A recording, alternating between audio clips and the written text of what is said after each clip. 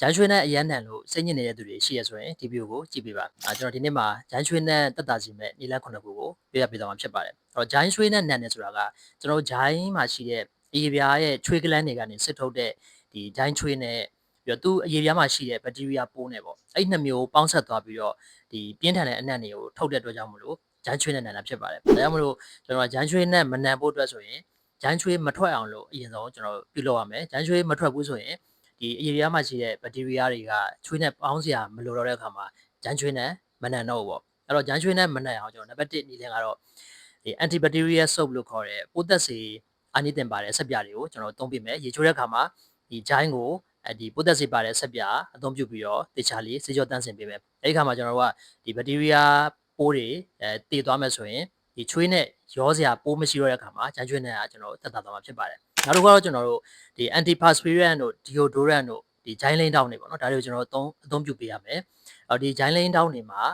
ကျွန်တော်တို့ aluminum base compound တွေပါတယ်ဒီကောင်တွေကဂျိုင်းချွေးမထွက်အောင်လို့ပိတ်ပင်ပေးတဲ့အတွက်ကြောင့်မလို့ကျွန်တော်တို့ဘက်တီးရီးယားပိုးနဲ့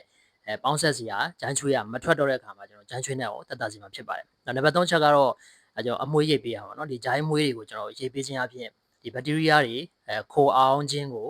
ကောက်ွယ်ပေးတယ်အဲ့တော့ဘက်တီးရီးယားတွေပွားများမှုကိုလျော့နည်းစေတဲ့အတွက်ကြောင့်မလို့ဒီဂျိုင်းမွှေးရိပ်ပေးခြင်းကလည်းဂျိုင်းချွေးနဲ့ကိုကျွန်တော်တက်တာစီပါတယ်နောက်နံပါတ်4ချက်ကတော့ကျွန်တော်တို့အဝတ်စားရွေးချယ်တဲ့အခါမှာတေချာဂရုတစိုက်ရွေးချယ်ရမယ်အဲ့တော့ဂျိုင်းမှာအရင်ကျက်တဲ့အဝတ်စားမျိုးတွေကျွန်တော်မရွေးချယ်တင်ဘူးအဲ့တော့ခြီသားအဝတ်စားမျိုးပြီးတော့လေဝင်လေထွက်ကောင်းတဲ့အဝတ်စားမျိုးတွေကျွန်တော်ရွေးချယ်ပြီးတော့ဝတ်ဆင်ပေးတင်ဒီလိုဝတ်ဆင်ပေးခြင်းအပြင်ဒါဂျိုင်းမှာကျွန်တော်ချွေးထွက်တာကိုတက်တာစီတယ်ဘက်တီးရီးယားပိုးပေါက်ဖွားတာကိုလည်းကျွန်တော်ဂျော်နေစေပါတယ်နံပါတ်5ချက်ကတော့ကျွန်တော်တို့ရဲ့အစားအသောက်ထဲမှာဒီရှောင်းရမယ့်အစားအစာတွေပေါ့ဒီအနံပြင်းတဲ့အစားအစာတွေဖြစ်တဲ့ဒီကြက်သွန်ဖြူတို့ကြက်သွန်နီတို့ပြီးတော့ကျွန်တော်အရက်တောက်တာဘီယာတောက်တာပေါ့နော်ဒီကောင်တွေကလည်းကျွန်တော်ဂျိုင်းချွေးနဲ့ကိုစိုးစီတယ်ဒါကြောင့်မလို့ဒီလိုအစားအစာတွေကိုဂျိုင်းချွေးနဲ့နန်းတဲ့သူတွေက short ပြီးတော့စားပေးရမယ်နောက်နံပါတ်6ချက်ကတော့ကျွန်တော် double cleansing လုပ်ပေးရမယ်အဲ့တော့ဂျိုင်းကိုကျွန်တော်ပုံမှန်ရေချိုးဆက်ပြာနဲ့လည်းစေကြောတန်းစင်မယ်ပြီးတော့ဘက်တီးရီးယားပိုးသက်စေပါတယ်ကျွန်တော်ပထမဆုံးပြောခဲ့တဲ့အချက်မှာပါတယ်ဒီဘက်တီးရီးယားပိုးတက်သေးစေတဲ့ဆက်ပြာမျိုးလည်းနဲ့လည်းတန်ရှင်းရေးလုပ်ပေးမယ်ဒီလိုမျိုးဒီနှစ်ဆင့်ပေါ့ရိုးရိုးဆက်ပြာနဲ့တခါတန်ရှင်းရေးလုပ်မယ်ပြီးတော့ဘက်တီးရီးယားပိုးသေးစေတဲ့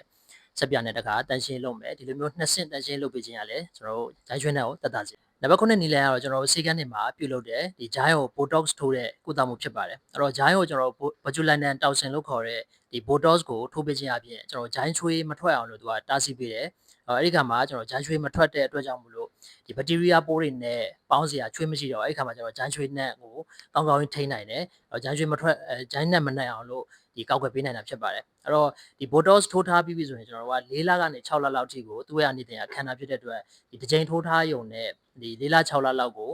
ဘာတခြားသောနီလန်းတွေသုံးစရာမလိုဘဲနဲ့ကျွန်တော်ကဂျိုင်းချွေးနဲ့ကိုထိန်းထားနိုင်မှာဖြစ်ပါတယ်အဲ့တော့ဒီလိုမျိုးbotox ကတော့ကျွန်တော်စေကန်းတွေမှာလာရောက်ပြီးတော့ထိုးနှံလို့ရပါတယ်အခုလောက်ဆိုရင်ဒီဂျိုင်းချွေးမထွက်အောင်ဂျိုင်းနဲ့မနံအောင်လို့ကျွန်တော်တို့ပြုလုပ်လို့ရတဲ့နီလန်းတွေကိုသိရှိသွားလိုက်ပြီးတော့ယူဆပါတယ်အဲ့တော့ဒီ botox ထွက်နဲ့ပတ်သက်ပြီးတော့သိချင်တယ်ဆိုရင်လည်းကျွန်တော်တို့ Oran Clinic page မှာလာရောက်ပြီးတော့မေးမြန်းလို့ရပါတယ်အားလုံးကျေးဇူးတင်ပါတယ် Oraderm Clinic